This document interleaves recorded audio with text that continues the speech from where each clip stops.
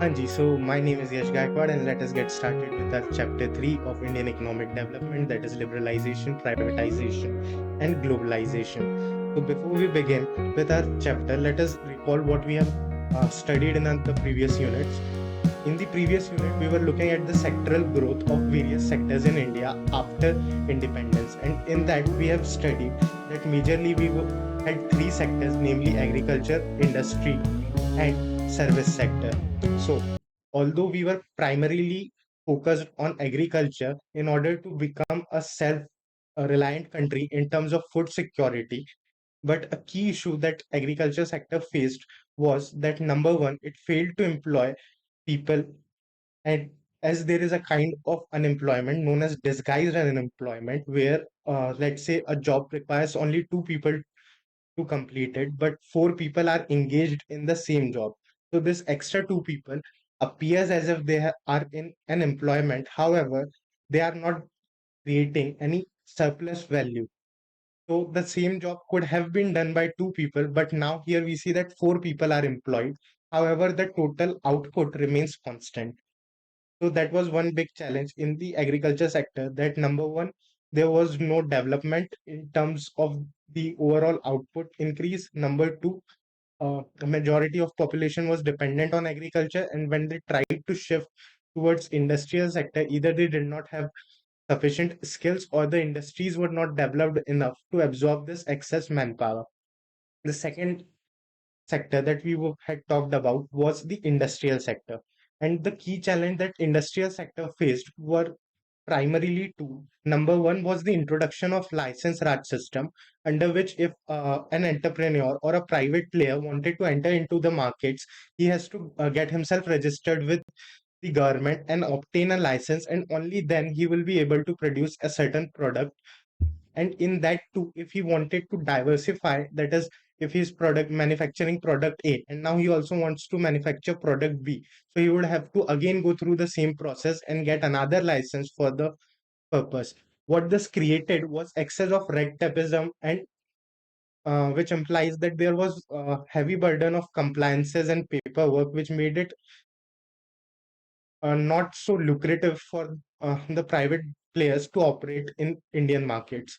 And also, the Indian government did not promote imports and kept the domestic industries protected from foreign competition, which overall led to a situation where a private player did not have much incentive to invest in either the technology or improving his overall product quality so that he can survive in the market, since he faced literally zero to no competition from foreign players. As a result, the overall growth in the industrial sector remained stagnant, or whatever growth we have seen was not exponentially high enough, since a majority of production resources were either owned by government or those that were held by the private sector were heavily regulated by the governments. And third, we have seen that service sector came to be surprisingly doing well in the post independent India, as the overall output and the number of people employed in this sector has grown exponentially. Now, let us move towards chapter 3, that is economic reforms. What we'll be studying in this particular unit is the pathway that Indian economy took from the year 1990s onward. So, a major question that arises is that since India, which was previously a country with enough riches that it commanded a significant portion of global trade, which was colonized by East India Company, which essentially was a trading firm that came to India so that it could buy products from India and sell it abroad, and gradually it threatened the sovereignty of the country. So, when India got its independence after years of struggle, what the Indian government decided was to form a closed economy, in which we decided that we do not want to trade with the world. Neither we want to import anything, nor do we want to export anything. We'll somehow manage our resources in a manner that we can satisfy our own needs. So what happened in such short duration that by 1990s we have to again open our gates for the world to have its access in Indian markets. And what were the circumstances that forced India to bring certain economic reforms, which are also termed as new economic policy of 1990s. In order to understand that, let us first start understanding with a very basic idea, as we have already focused on, that India was primarily focusing on becoming self-sufficient in its food production so that we do not have to rely on developed countries in order to feed our population. And what this has led us to a situation where we focus extensively on agriculture sector, and we did not focus as much as we should have on our industrial sectors, which led to overall crisis of balance of payment. Now, this term balance of payment may seem a bit overwhelming to you. So let us understand this very fundamental mechanism of income and expenditure. Now, income is the money that you earn, and income is always variable. So let's say you make a certain sum of money this year, but there's no guarantee that you will make the same sum of money in the upcoming year. So it may happen that today you are making a certain amount, tomorrow you might make 2x of the money, or it may also happen that you may not even make the same amount that you had made in the previous year. Now, let us understand what are the sources of income for a government in a country. Now, the sources of income can majorly come from these three avenues. Number one being the taxes that is collected by various household salary personnels and corporates. The second is PSU. PSUs are essentially the corporations or the companies which are owned by the government. So if um, you will hear that sometimes we use the term PSUs, or sometimes we alternatively use the term government company. So what does this government companies means? So a government company is basically any company or corporation which is owned by central or state government, or central or state government can again together own this company, in which at least 51% of ownership is held by the government. So if a company in which 51% of minimum ownership is held by the company, we term it as government company. So the source, as we will come back to the sources of revenues that a government has. Number one, it is the taxes that it collects from its citizens and various organizations that operate in the country. The second is PSUs, where the government itself operates various industries in order to provide goods and services. And third one is exports. So it is the value of goods that you have produced in your country and you have sold off to a foreign country. And in exchange for those goods and services, you get certain sum of money. That is exports. Now, this income that you have generated will be spent on various things. That is the expenditure of government. Now, this expenditure could be for goods or providing various services. Now, the problem with expenditure is that it is unavoidable. So you'll always see that government has to spend a certain sum of money no matter what, whether they generate sufficient income or whether they are in losses, they have to spend this money. Why? Because this money is spent for public welfare, such as providing food security. So people who have ration cards are allotted a fixed quota of food grains and various other necessity items which government has to constantly provide for.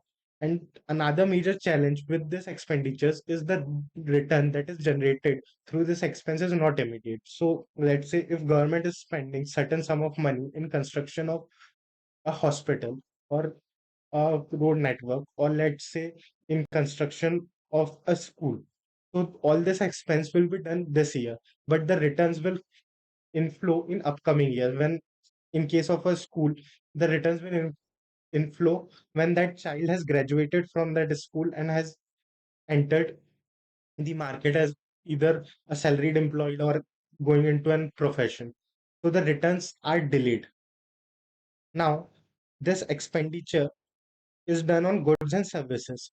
So where do we get these goods and services? That we can get from one, either we can produce it domestically. That means that if I want a certain product, that so I can make it in-house in India, that is domestically. Or the second case is where I can instead of producing it, I can go and buy it from someone else. So in case of an economy, it could be in form of import, where I go and purchase the same goods and services for a certain sum of money from another country. That is imports. Now that we have seen, now that we have seen the sources of income and expenditure, let us understand a term that is balance of payment. So when two countries are trading with each other, they maintain accounts of one another in one another's book. So let's say if India and US are two countries which are trading with each other. So every time India supplies a product to US, it does not demand immediate payment.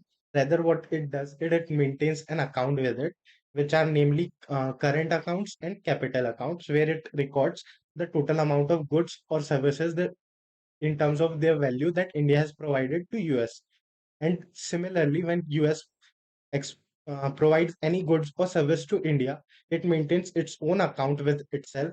And at the end, both of the countries tally their accounts, and whatever the net amount is due from one country to another, that is the amount that the country has to pay. That is what we simply mean in a layman's term when we refer to the word balance of payment. Now that we have seen, when we export goods, that means we have produced something and now we are selling it. So when we sell it, we get money. And when we talk about this trade which is happening between two countries, we normally use the value of monetary units which are commonly accepted. So an example would be US dollar. So in the international market, everyone accepts US dollar as a strong currency for any sort of transaction to take place. So let's say when we export goods, the dollar will inflow in India. Whereas when we import good, it means that something has been produced in foreign and now we are buying it. As a result, we have to make a payment for it. This will result in an outflow of foreign reserve. And what is foreign reserve? It is nothing but the currency or the instrument that we are using as a means of exchange of value. So a situation arises if my export are less in comparison to my imports, what it will result is in a net negative situation where the overall outflow of money will be more than the inflow. And this net negative situation is also termed as deficit. So, how do we counter this deficit? Because it is, again, this is the money that you have to pay to other nations. So there could be two solutions. Number one, that is we can either increase our income, or number two, we can borrow more money from someone else so that we can pay it on forward. But the problem that arises when you borrow money is that money is not free. So whenever you borrow money, there is an initial cost attached to it, which is the interest component that you will be paying off. And plus, when you borrow loans, it is not that you have completely set off your deficit. Rather, you have taken one debt to pay off another debt, for which the new debt also accrues interest. So even though your old debt is paid, you still have to pay the newly generated debt. So the obvious answer seems to increase our income, but the problem that Indian economy faced in terms of generating income was this. Number one, tax. So we cannot collect heavy taxes since the overall level of employment in India was low, as a majority of population again employed in agriculture sector, which did not do so well in terms of the overall output compared to the huge population that was dependent upon it. Then second, PSUs. PSUs could not generate huge revenues since their major purpose was not to operate for profit or grow fast, but rather provide necessary goods and services which private sector would have failed to provide. And again, private sector could not flourish in India due to license raj system. And then exports. We did not focus upon growing our exports because, as we have seen in previous chapters, our major focus throughout the 5 year plans was of import substitution. That means that we need to produce goods that we require in house rather than depending upon any external source, which has created a problem that where we were focusing on import substitution, we completely neglected exports. Now that we have studied this fundamental flowchart, we would be able to better understand what were the situation that lead to this new economic reforms. So as we have already seen that India has opted for a mixed economy where it opted for being partly socialist and partly capitalistic economy, but majorly we remained a dominantly a socialist kind of economy where we were more focused on public welfare rather than generating profits. And in order to scrub private profiteering, government introduced license Raj, which led to red tapeism, which means excess of government control and regulation over the private players, so that they uh, did not use any sort of malpractices to exploit the Indian consumer. But at the same time, it also resulted in oversaturation of market as the private player did not want to participate in the markets and improve the overall quality of products, and the foreign sector did not provide enough competition since we were against imports essentially. Okay, so by 1990s we faced a severe crisis in terms of foreign exchange reserves.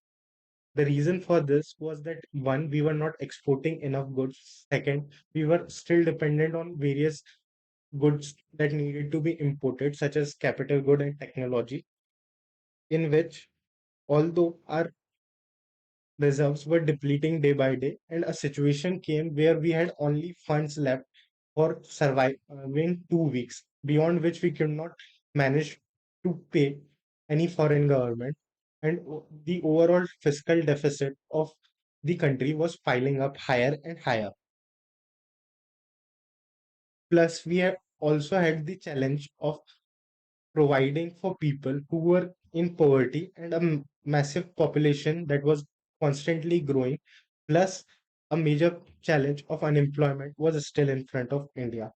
So, okay, so in this situation, India approached two organizations, that is International Bank for Reconstruction and Development and International Monetary Fund, and a treaty was signed under which these two organizations were willing to lend India a total loan of 7 billion, against which they demanded that India should open its economy for the world to participate. That means the foreign players could now enter India.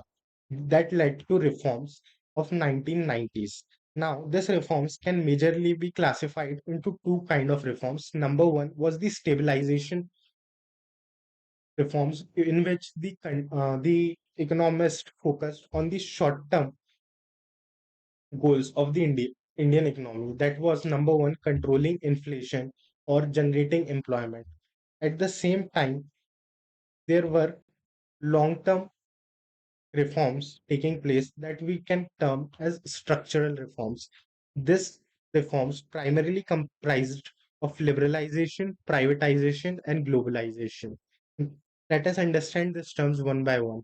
Liberalization majorly focused on opening up of Indian economy. That means that the overall influence of government in the business in India and the amount of rules and regulations that a businessman had to face were slowly relaxed to make a conducive environment for the businesses to flourish.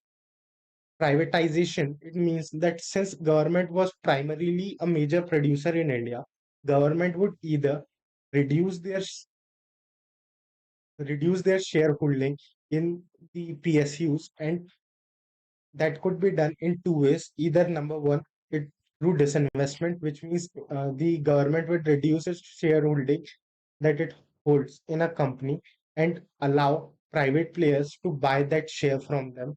Or alternatively, what government could do is it can sell off the entire unit to a private player. Plus, it will also allow new private players to open up new industries in the country. And third is the globalization. Globalization majorly focused on integrating the world economy with the Indian economy, where the world act as a one market, which means that foreign players could both come to India and set up their manufacturing units, as well as they can purchase and sell products via and through India. And this is what we'll be majorly covering in this chapter.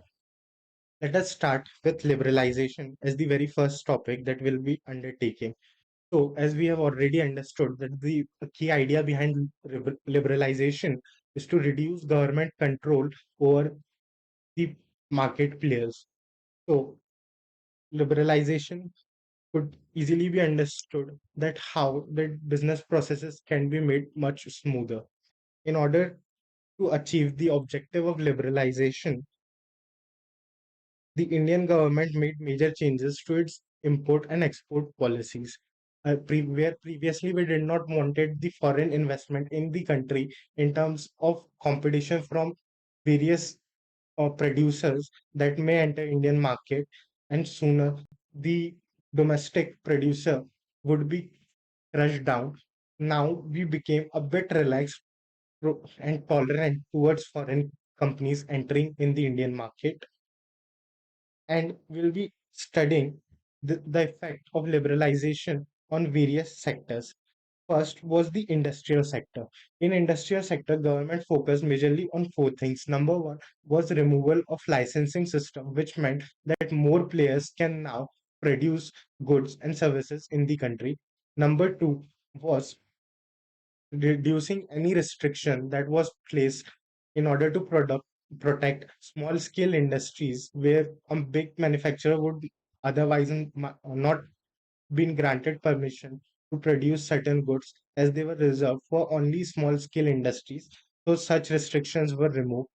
Number three, government majorly controlled the prices at which a certain good could be sold, which is the MRP or the MSP, minimum support price. And so government gave a bit of relaxation to private sector players where they can independently determine their prices for the goods. And plus, the government also allowed various private sector players into the market to set up new industries, especially the foreign players.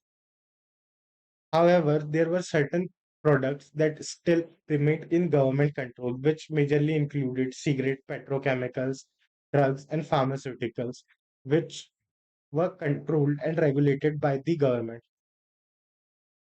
And there are still certain sectors which are solely controlled by government, such as the atomic energy and certain various core activities of the railway transportation system in India. Next was the financial reforms in the country. So, in any country, there is a central bank. The central bank, in case of India, is the RBI or the Reserve Bank of India, which majorly control how various financial markets and various banking and financial institutions operated in India. So, what government facilitated in the new economic reform was changing the role of central bank from a regulator to a facilitator, which essentially means that the RBI would now provide more autonomy to various financial institutions and banks so that they can operate independently without requiring permission from RBI for every minor step, such as opening new branches, and they can operate more freely to provide their services to even the remotest of areas. At the same time, it also allowed formation of various financial and investment entities such as investment banks, stock exchange, and various other commercial institutions to enter into Indian financial market, facilitating the growth in the sector. And as you can note, an interesting fact here that the foreign investment limit in the banks, that means the amount of money that a foreign investor can invest in an Indian bank, was raised to 74%. And the same thing is being said over here that new banks could operate more freely, where now RBI did not want to manage each and every step that a financial institution takes, rather safeguard the interests of its stakeholders and provide the institutions with an autonomy to operate. And also various foreign institutional investors such as merchant banks, mutual funds, provident funds were allowed to invest money in Indian markets. Now, don't worry as to what a foreign institutional investor is, because that is what we'll be covering further ahead.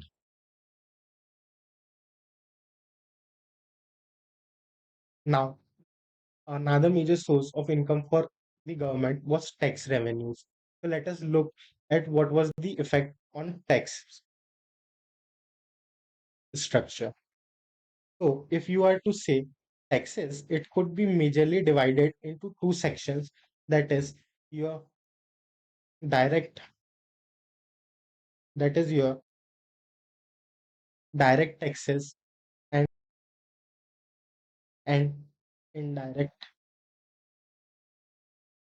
taxes. Now, the difference between a direct tax and indirect tax is that a direct tax is levied upon the income of a person. It could be an individual who is earning money through either profession or through business or in form of salary, or where else the indirect tax is the amount that is not of tax, that is not charged on a person, rather it is charged on a good, a service, or a property. The examples of direct tax will be income tax, and an example of indirect tax could be GST. Now, in order to facilitate and boost up the Indian economy, government made major changes in its financial policy, where it reduced the overall rate for direct taxation, because the government believed if the rate of taxation is high, people will not declare their income, and that would result in loss of revenue to the government.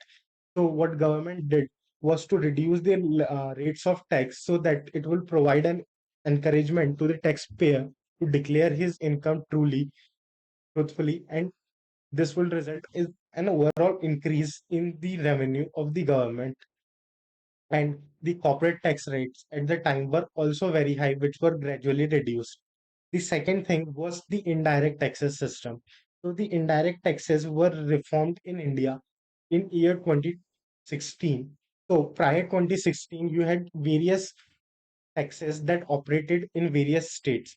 So let's say if you are producing a good in Maharashtra, so the VAT that would be applied on the product would be at a different rate, and it would be a different law.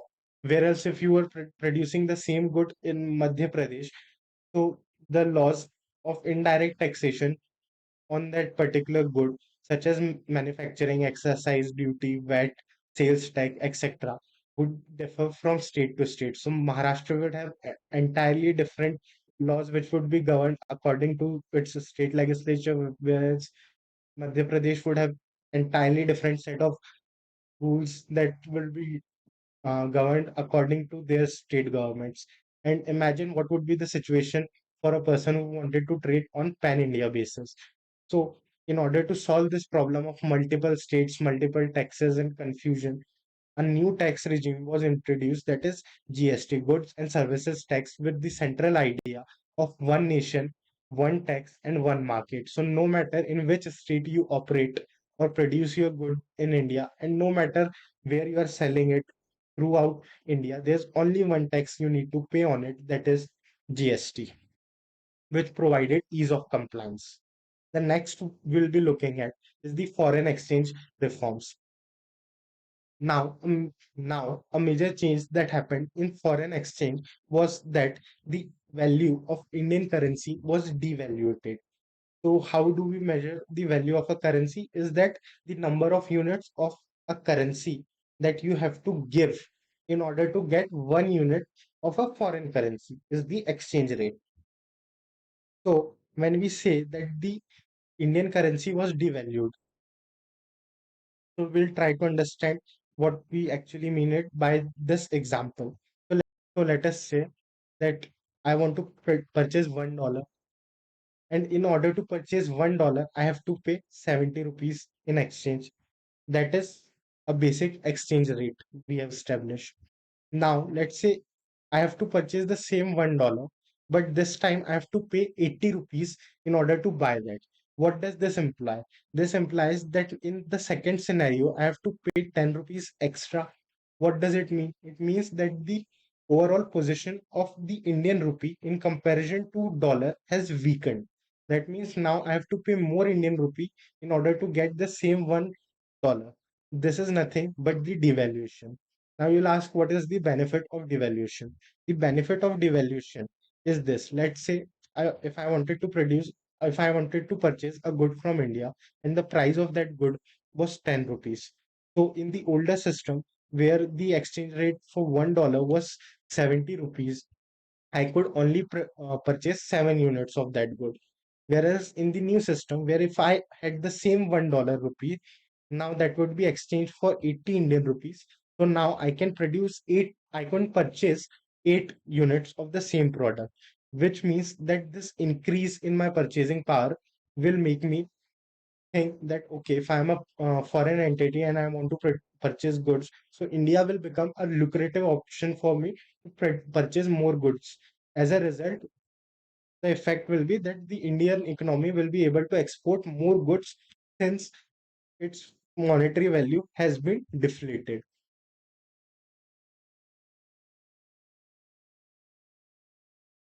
The next we'll be focusing is on the trade reforms and policies in India in order to increase the overall competitiveness in the Indian economy.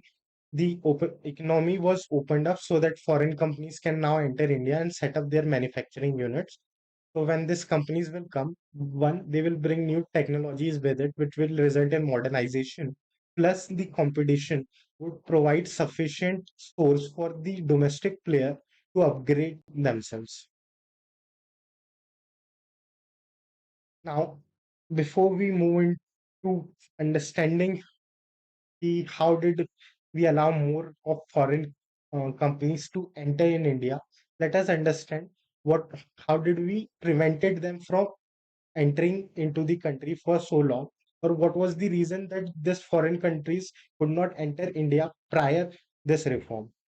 So the way a country would enter is to bring more imports. That is, it will sell more goods in India. That is what we term as import. So imports could have been regulated in two ways. Number one was through monetary measures. That means through use of money.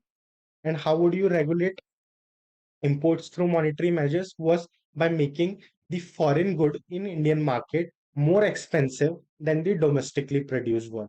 And that was done through implementation of various taxes on the imported good, which made the price of foreign good higher in Indian market.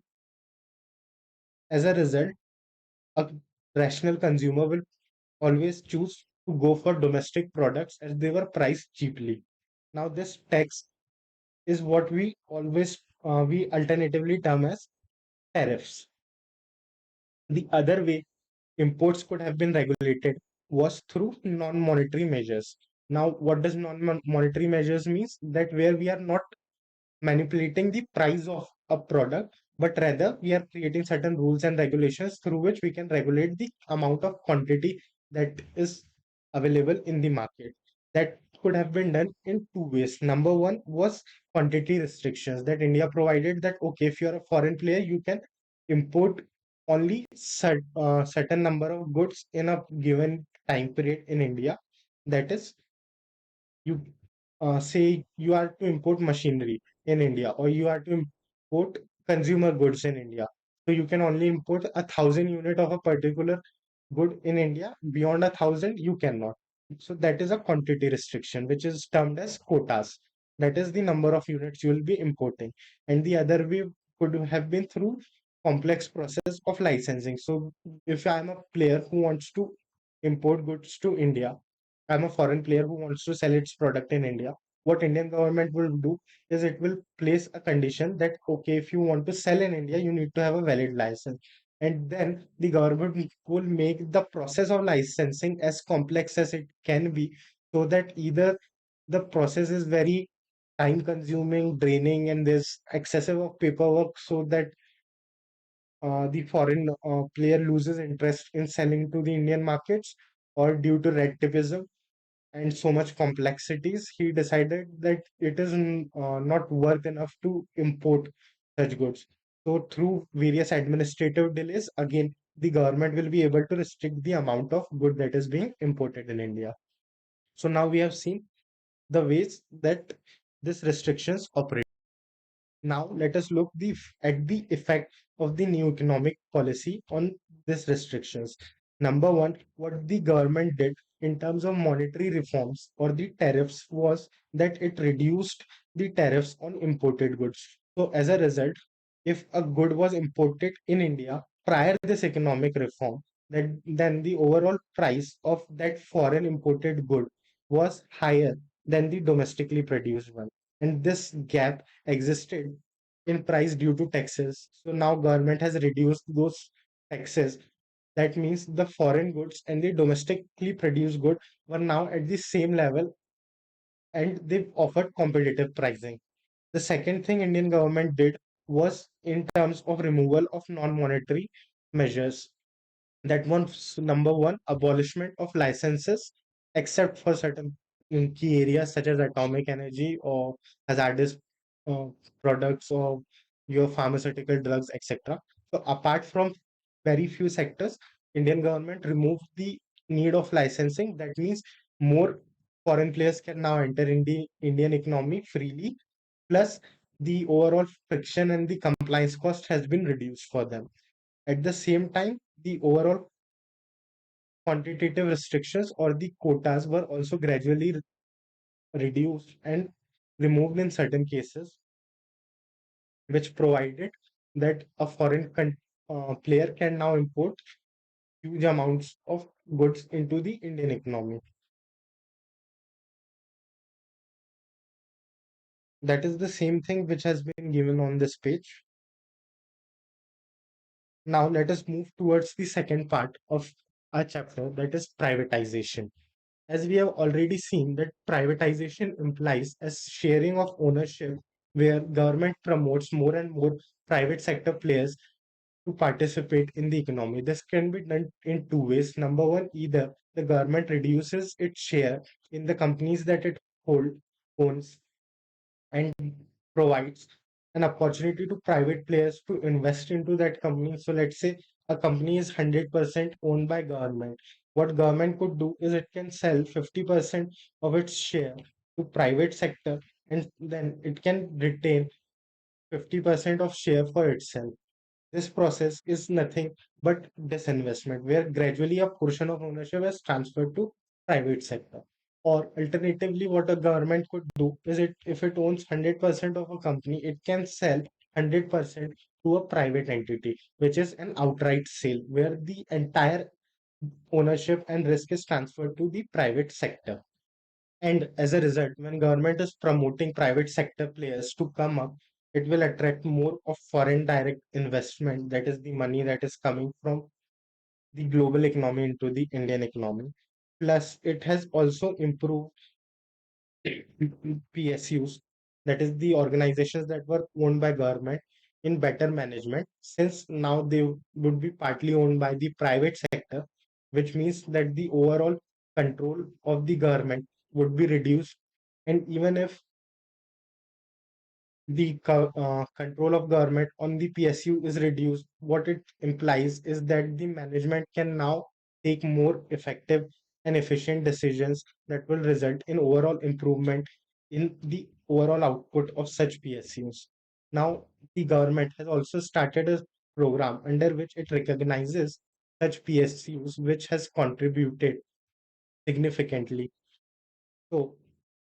So, as it used to happen in the ancient times, where a king would have certain wise people in his kingdom who were either scholars or academicians or people who were experts in their field, and they were termed as ratnas, meaning jewels.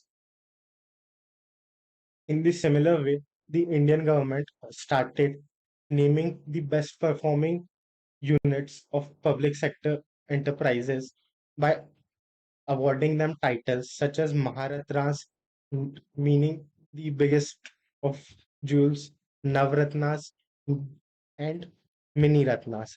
A few examples of Maharatnas are the Indian Oil Corporation Limited, Steel Authority of India.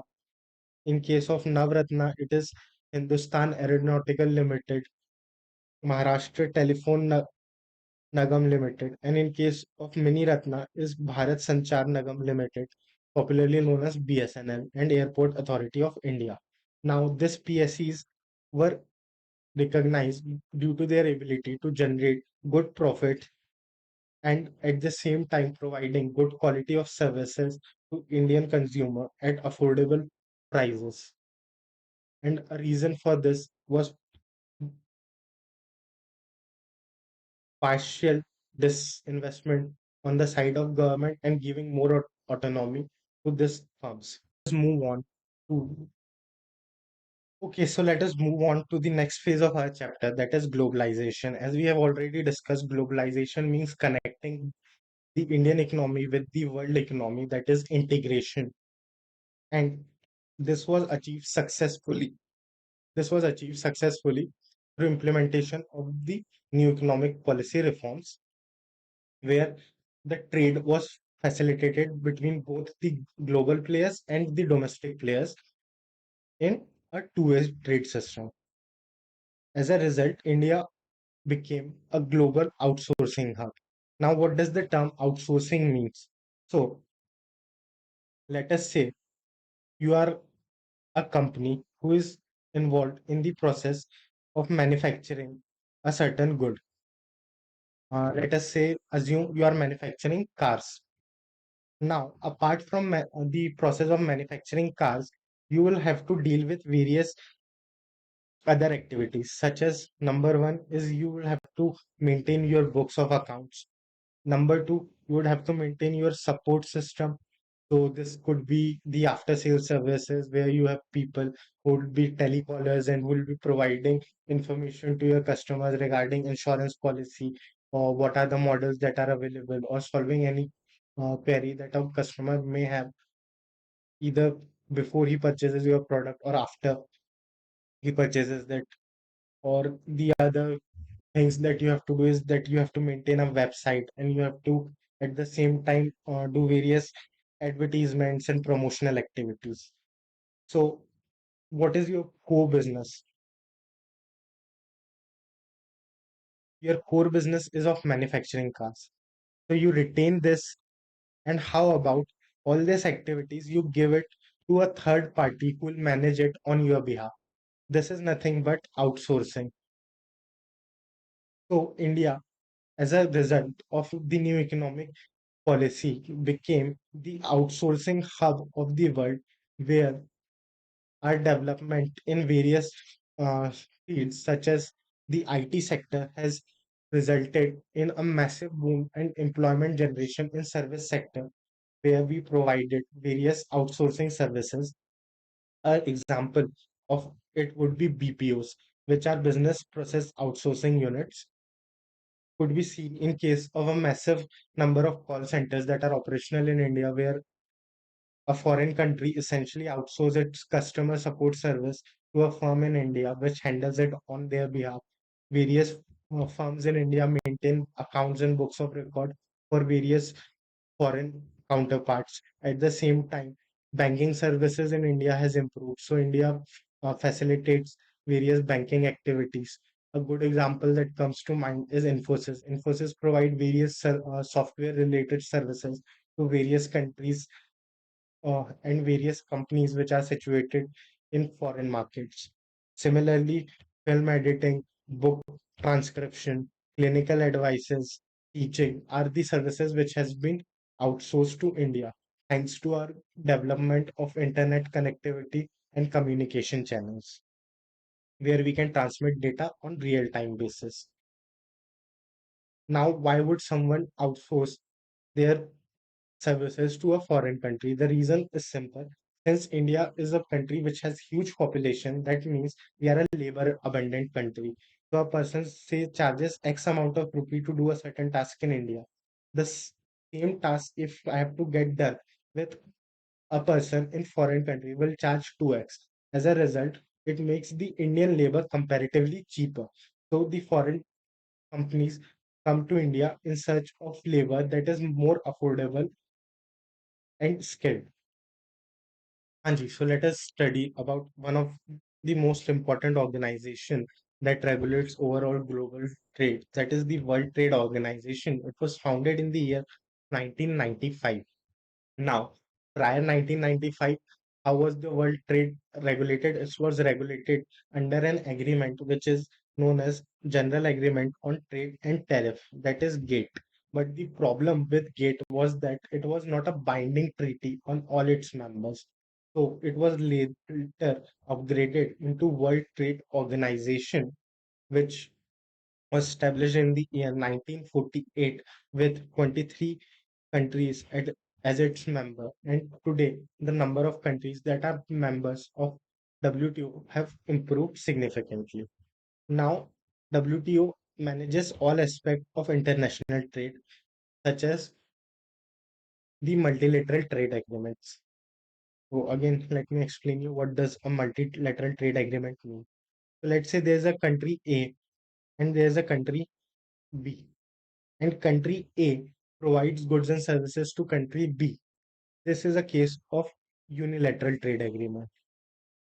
Now, in the same example, country A and country A is supplying goods and services to country B. At the same time, country B is also supplying goods and services to country A. This is an example of a bilateral trade agreement. Now, imagine if there are multiple countries such as country A, B, C, and D, and each of this country is supplying goods to one another. This will now become an example of multilateral trade agreement where multiple countries are involved in trade with one another. So WTO manages the overall trade agreements where it first makes policies on various goods and services that can be traded, the restrictions that can be placed, such as tariff and quotas, so that no country exploits them. Third, it focuses on a major aspect, that is the intellectual property rights in the global market. Now, since it is a rule-based regime, that means that every country which is the part of WTO has to follow any rules and regulations that are made by WTO. Again, the same thing that we have already seen, that the purpose of this organization is to ensure that the resources of the world are utilized optimally. At the same time, it facilitates bilateral and multilateral trade agreements through restriction and removal of various tariff and non-tariff barriers.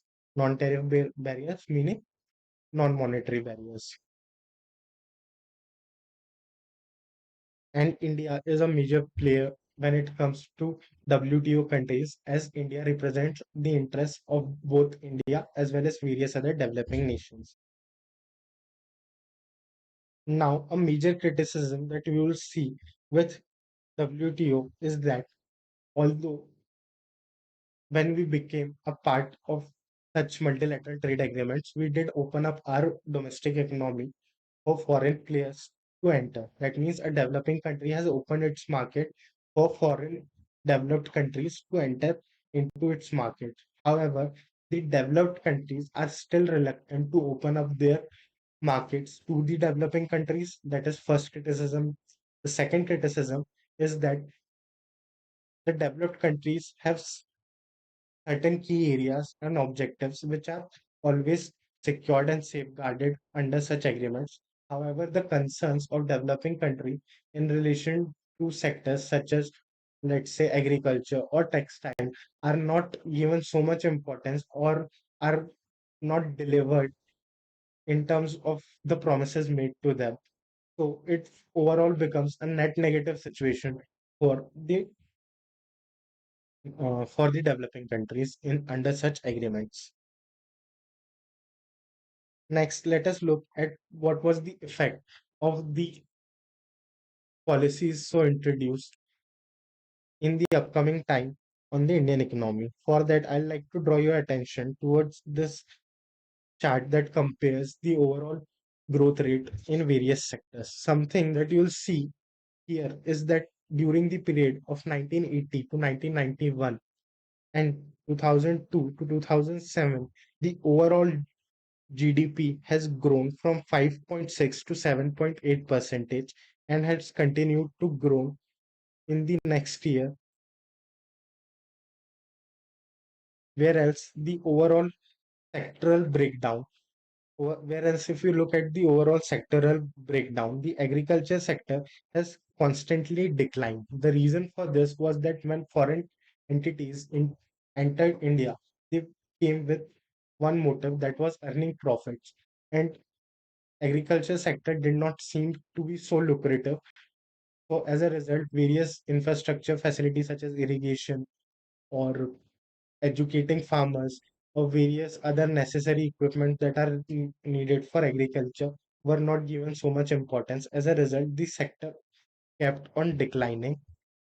The industrial sector seemed to do fairly decent with minute fluctuations here and there. However, the service sector has constantly grown from 6.7% in 1991 to 8.2% in 1992 to 2001, and has constantly seen an upward growth trend as India becomes primarily a service provider to the world. Another effect of this new economic policy was that more financial capital from global market has entered into India in form of FDIs and FIIs. As the overall increase from about 100 million US dollars in 1991 to 30 billion US dollars in 2017 and 2018. Now, what does FDI and FII means? Let's try and understand what do you mean by FDI and FII through an example. Let's say there is a foreign player who wants to enter in India. And what does he want to do in India is to set up his own company. That is, he'll establish his own operations, he'll produce goods or services in India and then sell them. So that is an FDI. An FDI is a foreign direct investor. Since he enters the market for long term, he wants to own and manage a corporation in the country. And since he's be managing and owning a firm, it will result in building actual physical assets, such as establishing a company, bringing various assets, manufacturing units, etc. So the money that they bring in is little bit hard to withdraw since they cannot shut down a company and sell it off and take their money and leave the country so quickly. Whereas there is another term that is used, that is foreign institutional investor. Now, in the same example, let's say there is a foreigner entity who wants to enter the Indian economy, but they do not want to establish their own manufacturing units and produce anything. Rather, what they do is they come to Indian markets and they purchase shares and acquires an interest in financial assets of existing Indian companies or the companies that operate in the Indian market. And how do they do this? Is through acquisition of financial assets such as shares, investing in bonds, and other investment measures. Now, the nature of FII is short term. So, the nature of FII is short term. The investor do not want to participate or manage any company in India. All they are interested is in making a certain profit through their investment and they want to cash out on it. As a result, the FII is comparatively more volatile and is easier to withdraw. Then here's an example that since 1991, India has become a major exporter in producing various auto parts, pharmaceutical goods, engineering, IT services, and textiles.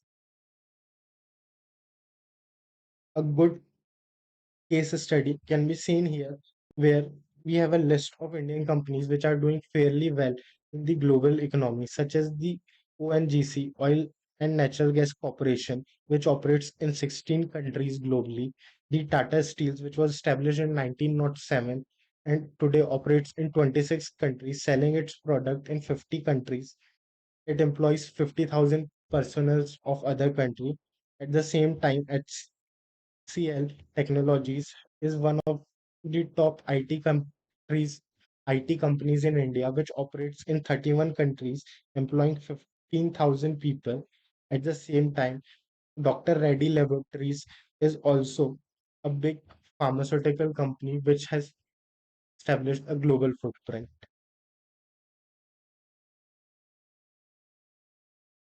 Now, let us look at the criticisms that has been faced. Number one is that although globalization brought more money into the Indian economy, but it failed to provide employment as much as we have expected. The second criticism is that the agriculture sector has not developed since major infrastructure facilities such as irrigation, power, road, market link, and research were not given primary importance in the sector as they did not result in immediate returns, and a foreign entity entering into the Indian market would be less interested in the agriculture sector and would be more focused on industrial sector. As a result, the industrial sector will grow and the service sector will grow, but the growth of agriculture sector will still be stagnant. Then, since the foreign sector was allowed to operate in India, it has also left a major change in the existing structure of agricultural economy where number one, the government support prices had reduced. So government has now reduced the amount of subsidy it was providing farmers, hence taking back the financial support it was providing them. Number two, now the farmer has the option to sell its product not in Indian domestic market but also the foreign market. So what farmers would do is they will produce, instead of food grains, they will produce more cash crops which can be sold off in the foreign market in order to earn more, which will again create the problem of food security. Next is the industrial reforms. A major criticism is that although new industries were set up in India, but the overall growth in the industrial sector has remained stagnant. Plus, it did not provide enough capital for India to become a major exporter. We still had to rely on imports. At the same time, it did not provide enough employment opportunities to absorb people coming from agricultural sector.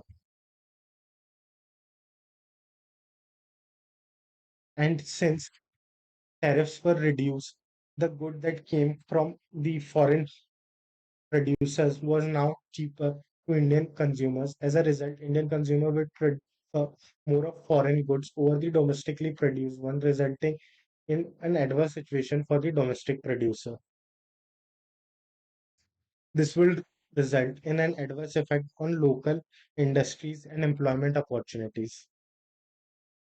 The same could be seen in the case of trade with US, where we have essentially removed all barriers for trade for US. That means a US producer can sell as much of textile goods in India as he wants, but US has not done the same in a reciprocal manner for India. That means still the Indian producer would only be able to sell a certain limited quantity of goods in textile products to the US market,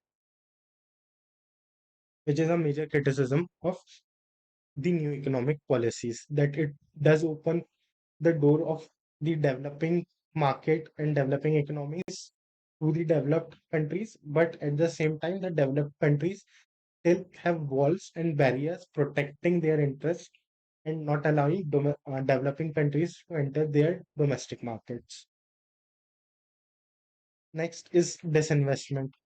A major criticism of disinvestment is that if you look at this figure, is that in 2017, the goal of Indian government was to disinvest 1 lakh crores. However, they ended up disinvesting 1 lakh 57 crores. Now, a major problem for with now you'll say it is a good thing that they have performed better, but a major problem that the Indian government faced was one, either they sold off their assets at a price that was lower than what would have been a fair market value, which resulted to an overall loss to the Indian government. At the same time, the objective of Indian government to reduce taxes was to stop evasion, which would result in overall increase in revenue. Now this model has failed. As a result, the overall revenue of Indian government has come down. At the same time, removal of import tariff has resulted in further loss of revenue to the government. And since we want more foreign investors to come in the country, the government has to provide various financial incentives to the foreign entities, which will again result in overall reduction in revenue for the government. This is what is being given on this page. Now, let us conclude as to what were the major things that has been impacted through this new economic policy. Number one, although there was growth in various sectors such as travel, telecom, entertainment, hospitality, real estate, and trade, various key sectors such as agriculture and industrial sector could not grow as much as we have hoped for. Second, that we as a developing country still do not have the same level of access in the markets of the developed country as much as what a developed nation has access in our developing economy. And second, the idea of welfare has overall reduced since the foreign players would focus on capitalism rather than socialism, which would create huge income disparities, which we'll be focusing in the upcoming chapter. An example of this could be seen in the in a tragedy that took place in Andhra Pradesh, where government withdrew its subsidies, which led to overall increase in the cost of purchasing energy, which was reflected in the wages of the workers. So the wages of workers come down. As a result, a huge number of workers committed suicide. So this is an example how pay disparity and income inequality is created.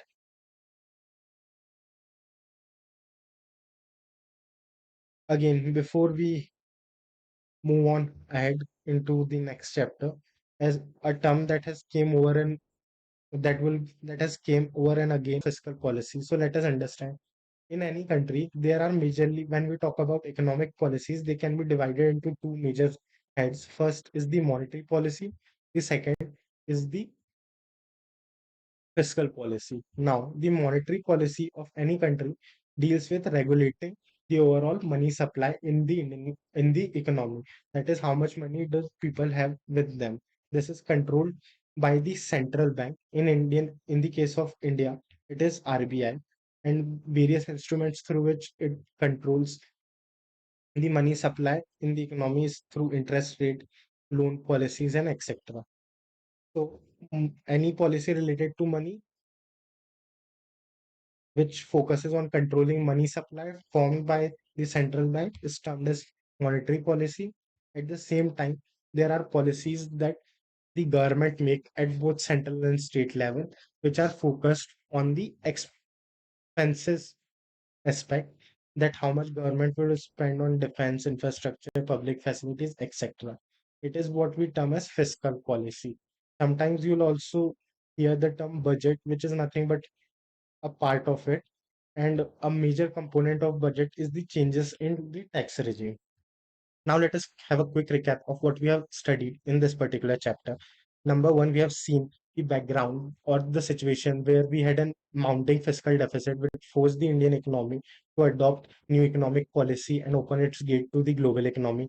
Second, we have seen the various aspects of this new policy where more financial capital was introduced into the Indian economy in exchange for access to its domestic markets.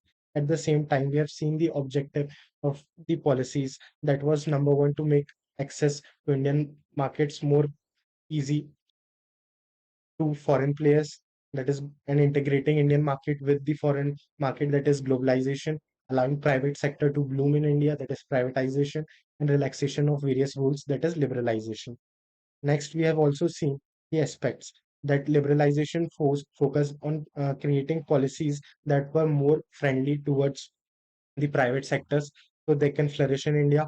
The policy reforms also were achieved by either disinvestment, and also the financial sector was reformed where the central bank RBI, rather than being a regulator, was now turned into a facilitator for various organizations.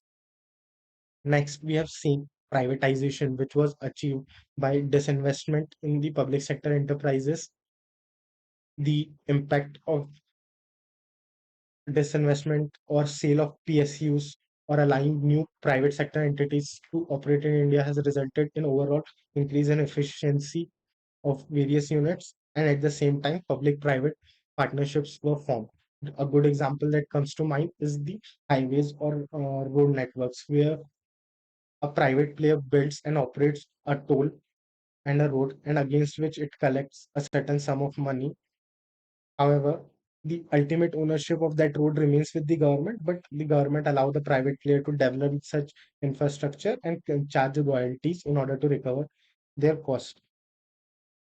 Next was globalization, where have seen that the Indian economy was merged with the foreign economy, where the role of WTO, the impact of trade and investment, that how more FDI was attracted in India and how various sectors in India has grown in terms of bilateral and multilateral trade agreements. We have also seen a major criticism of globalization, that it puts the developing nations at a disadvantage in comparison to the developed nations. Next, we have seen the social reforms, that number one, the agriculture sector, although we have focused on food security, we could not grow as much as we wanted in this sector, and agriculture sector needs to improve. The industrial sector, although has improved, but its growth is not as significant as much as we were expecting, and has been fluctuating since. And service sector surprisingly came to be the biggest contributor in the GDP, as India became the global outsourcing hub for the world. Now, various challenges such as poverty, inequality, employment, and human development. These are nothing but individual chapters that we'll be covering in the upcoming lectures. So that was all for this lecture. I hope you enjoyed it. And if you have any reviews, doubts, please do let me know in the comment section. Thank you.